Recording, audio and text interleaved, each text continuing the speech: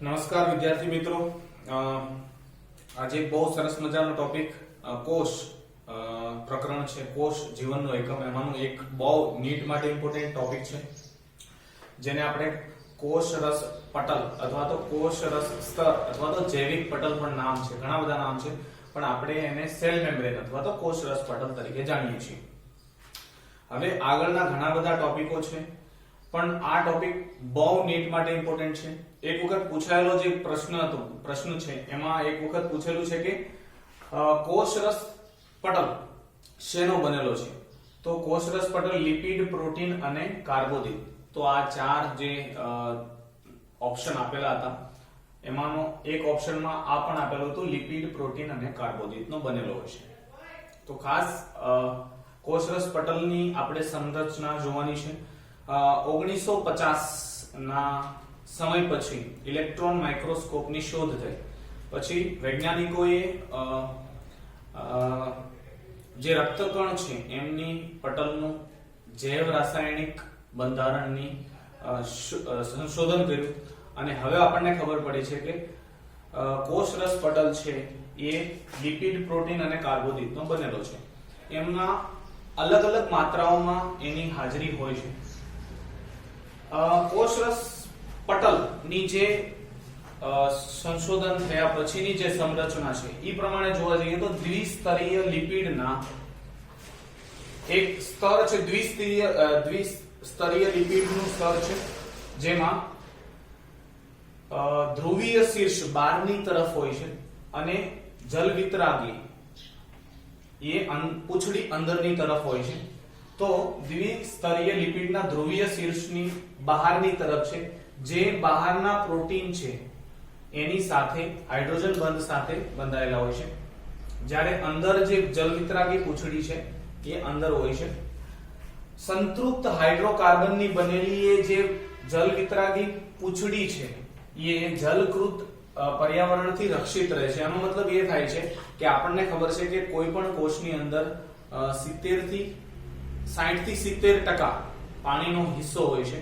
તો જો પાણીથી એમને દૂર રાખવી હોય જલ વિતરાગી પૂંછડીને, તો બહારની તરફ શીર્ષ છે અને અંદરની તરફ જલ વિતરાગી પૂંછડી છે. તો જલકૃત પર્યાવરણથી એને રક્ષિત રાખવા માટે અંદરની તરફ છે. આખી સ્તરની રચના જોઈએ તો આખી સ્તરની રચના છે એ જલ વિતરાગી છે, જ્યારે ઉપર જે એના શીર્ષ છે, ખાલી શીર્ષની આપણે વાત કરીએ તો એ શીર્ષ જે બહારની તરફ ધ્રુવીય છે, જે જલાનુરાગી છે.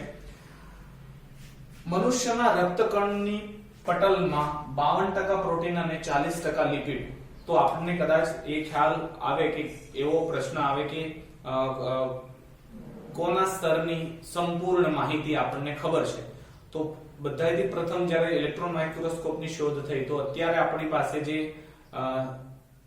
બંધારણ આપેલું છે કોષરસ પટલનું જે બંધારણ છે એ મનુષ્યના રક્તકણનું આરબીસી ના કોષરસ પટલનું સંરચના આપણી સામે છે, જેમાં 52% પ્રોટીન અને 40% લિપિડ આવેલા હોય છે.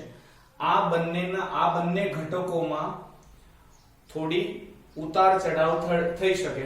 ઈ પટલના પ્રમાણમાં છે, એનું કાર્યના પ્રમાણમાં છે, એની કઈ રીતના બંધારણ થયેલું છે એના પ્રમાણમાં છે, પણ કોઈ પણ સ્તર છે એમાં લિપિડ, પ્રોટીન અને કાર્બોદિત હોય જ છે. બીજી વાત, જ્યારે આપણે લિપિડની વાત કરીએ તો લિપિડમાં ખાસ કરીને ત્રણ પ્રકારના લિપિડ છે. એક તો ફોસ્ફોલિપિડ છે, ગ્લિસરાલ્ડિહાઇડ જેને કહેવામાં આવે છે. બીજા છે જે છે ફોસ્ફોલિપિડ, પછી ગ્લિસરાલ્ડિહાઇડ અથવા તો ગ્લાયકોલિપિડ પણ હોય છે. ગ્લાયકોલિપિડ જે અહીંયા પ્રોટીનની સાથે આ રીતના આપણે ઉદાહરણ તરીકે લઈએ, બહારની તરફ છે તો અહીંયા ગ્લાયકોલિપિડ છે, પ્રોટીનની સાથે એના બંધ છે, તો આ ગ્લાયકોલિપિડ છે. અંદરની તરફના જે પ્રોટીન છે એમાં સ્પેક્ટ્રીન કરીને ખાસ એક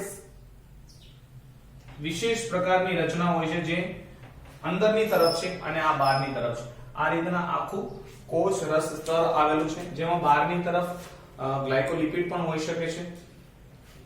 બીજું, કોલેસ્ટેરોલની પણ હાજરી છે. અહીંયા મેં જો આ જાંબલી કલરનું જે દેખાડેલું છે એને આપણે કોલેસ્ટ્રોલ કહીશું. તો કોલેસ્ટ્રોલ જે છે એ સ્થાયિત્વ, કોષરસ સ્તરને સ્થાયિત્વ અથવા તો કોષરસ પટલને સ્થાયિત્વ પ્રદાન કરવામાં એની ખૂબ મોટી ભૂમિકા હોય છે. જેટલી વધારે કોલેસ્ટ્રોલની હાજરી એટલું વધારે જે સ્તર છે એની સ્થાયિત્વ અથવા તો મજબૂતાઈ જેને કહી શકાય, તરલત્વ ઓછું, પ્રવાહિત ઓછું થાય છે. બીજું કે પ્રોટીન, હવે ફોસ્ફોલિપિડ અથવા તો લિપિડ પછી જેનું નામ આવે છે એ છે પ્રોટીન. પ્રોટીન છે એ અલગીકૃત કરવાના ક્ષમતાના આધારે એ બે વિભાગમાં આપણે એમને વહેંચી શકાય. પહેલા છે અંતર્ગત પ્રોટીન. નામ ઉપરથી જ ખબર પડી જાય, અંતર્ગત પ્રોટીન અને પરિઘી પ્રોટીન. અંતર્ગત પ્રોટીન એટલે કોષરસ સ્તરની અંદર છે. તો એમાં બે પ્રકાર છે, અંશતઃ ખૂપેલા, જે મેં અહીંયા દોરેલા છે, આ અંશતઃ ખૂપેલું છે. સંપૂર્ણ ખૂપેલા, જે સંપૂર્ણ ખૂપેલા છે, સંપૂર્ણ ખૂપેલા જે પ્રોટીન છે એને પ્રોટીન ચેનલ પણ કહી શકાય છે. જ્યારે કોઈ જલાનુરાગી તત્વ આવે, મેં હમણાં જ કીધું કે આખું જે કોષ સ્તર છે અથવા તો કોષરસ પટલ છે એ અધ્રુવીય છે અથવા તો જલ વિતરાગી છે. તો એની અંદરથી જે જલાનુરાગી જે ઘટકો છે એ પસાર થઈ શકશે નહીં અથવા તો ધ્રુવીય ઘટકો પસાર થઈ શકશે નહીં. તો એવા ઘટકોની જેને આપણને ખબર છે પાણી તો ખાસ જરૂર હોય છે, તો પાણીને પસાર કરવા માટે અથવા તો એવા જે ધ્રુવીય પદાર્થો ઘટકોને પસાર કરવા માટે એક વિશેષ માર્ગ હોય છે જેને આપણે એક્વાપોરિન્સ પણ કહીએ છીએ અથવા તો પ્રોટીન ચેનલ કહેવાય છે, અથવા તો એનો ઘણા બધા નામ છે, ટનલ પ્રોટીન પણ એવા નામ આપવામાં આવે છે. તો એ ઘણા બધા પ્રોટીન જે સંપૂર્ણ ખૂપેલા હોય છે એ વચ્ચેથી માર્ગ બનાવે અને જે ધ્રુવીય ઘટકો છે એને પટલની આ બાજુથી બીજી બાજુ અથવા તો આરપાર સહેલાઈથી જઈ શકે એની માટેની વ્યવસ્થા કરે છે.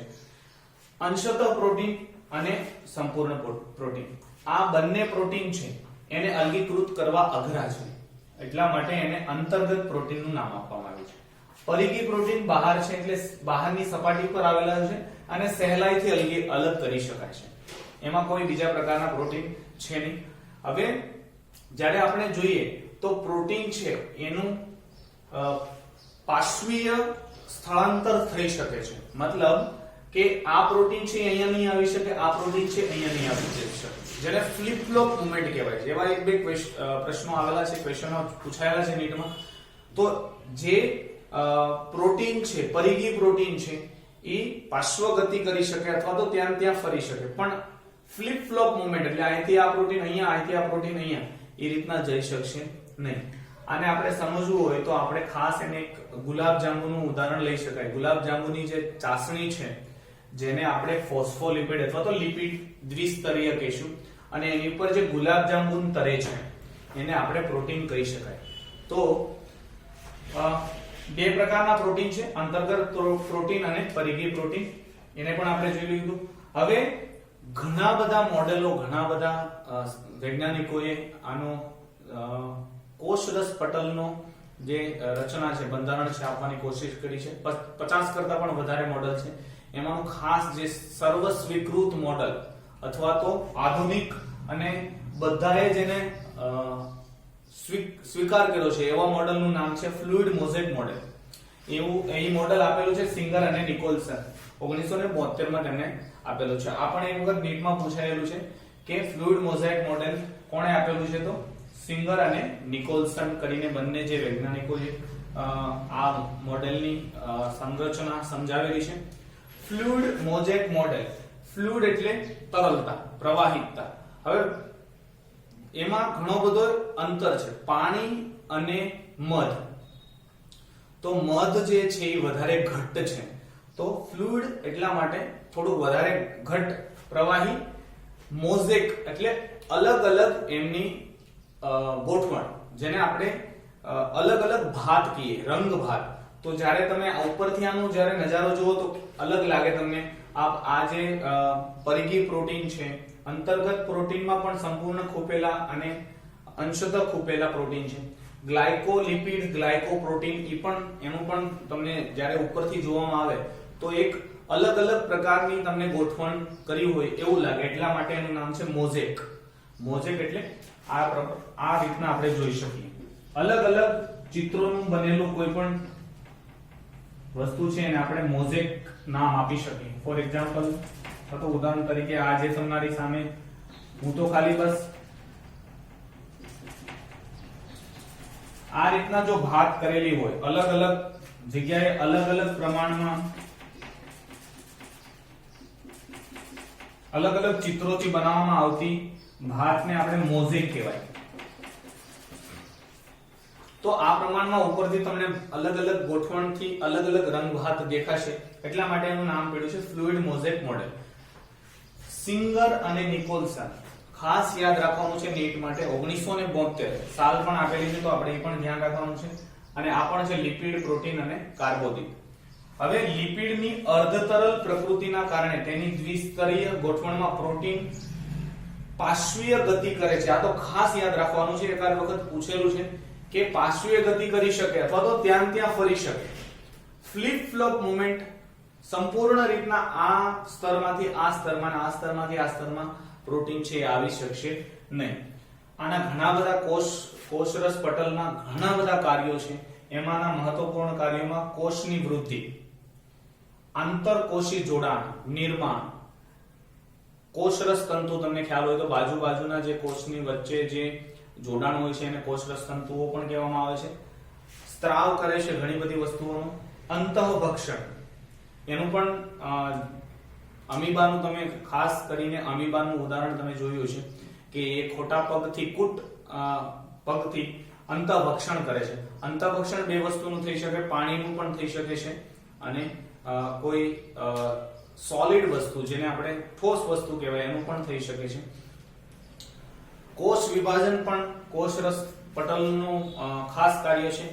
અને અંદર અને બહાર, કોષની અંદર અને કોષની બહાર ઘણી બધી વસ્તુઓની અવરજવર જે છે એ પણ કોષરસ સ્તરનું મુખ્ય કાર્યમાં આવેલું છે.